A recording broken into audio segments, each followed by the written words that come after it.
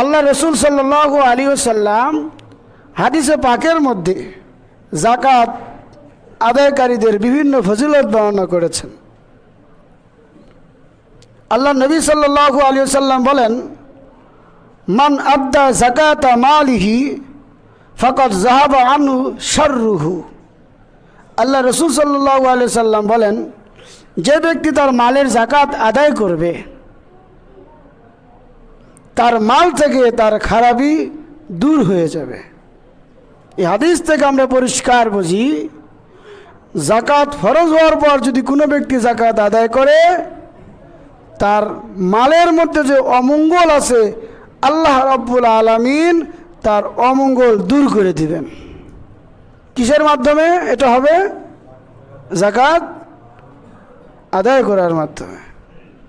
আর একটা হাদিস খেয়াল করি, আল্লাহ রসুল সাল্লাল্লাহু আলাইহি ওয়াসাল্লামের হাদিস, আস-সাদাকাতু তুতফিউল খাতিআতা কামা ইউতফিউল মাউন নার।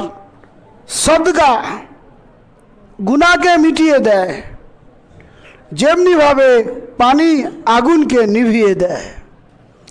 আগুন যদি কোথাও জ্বলে আমরা পানি দিয়ে নিভাই, আল্লাহ রসুল বলেন আগুন যেমনিভাবে পানি দ্বারা নিভে যায় ঠিক তেমনিভাবে যাকাত আদায় করলে, সদকা করলে তার গুনাহও মিটে যায়।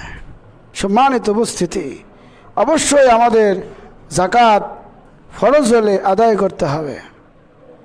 আর একটা হাদিস আল্লাহ রসুল সাল্লাল্লাহু আলাইহি ওয়াসাল্লাম বলেছেন, ইত্তাকুন নার। আল্লাহ রসুল সাল্লাল্লাহু আলাইহি ওয়াসাল্লাম বলেন, তোমরা জাহান্নামের আগুনকে ভয় করো, যদিও খেজুরের টুকরা দ্বারা হয়। এই হাদিস থেকে আমরা বুঝতে পারি আল্লাহ রসুল বলেছেন তোমরা জাহান্নামের আগুনকে ভয় করো, ওয়ালাউ বিশিক্কি তামরাতিন, যদিও খেজুরের একটি অংশ দ্বারা হয়। সম্মানিত উপস্থিতি, আল্লাহ রসুল এখানে বুঝাইতে চাচ্ছেন যে সদকার মাধ্যমে যদিও পরিমাণ সামান্য হয় না কেন, সেটার মাধ্যমেও তুমি আল্লাহর জাহান্নামের আগুন থেকে বাঁচার জন্য ভয় করো। এই হাদিস থেকে আমরা বুঝতে পারি যদি কোনো ব্যক্তি সদকা করে এবং যাকাত ফরজ হলে যাকাত প্রদান করে, আল্লাহ রাব্বুল আলামিন এর বিনিময়ে তাকে জাহান্নামের আগুন থেকে মুক্তি দান করবেন।